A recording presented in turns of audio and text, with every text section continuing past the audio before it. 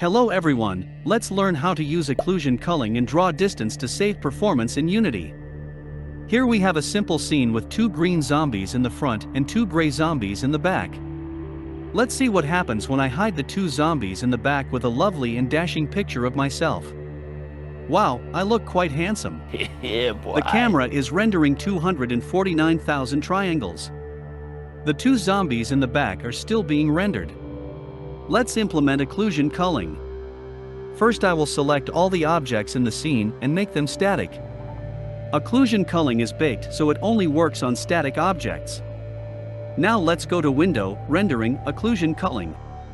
Now go to the Bake tab and click Bake. Depending on the complexity of your scene, it might take some time to bake.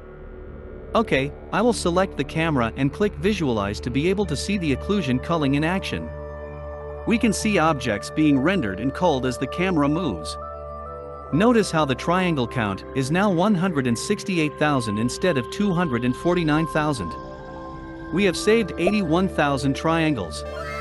The zombies in the back only render once they are not occluded. Excellent job. Now I will show you draw distance. Go back to the Inspector tab and disable my lovely image. Now click on the camera and go down to Clipping Planes. The far clipping plane is the draw distance. You can see it in action here.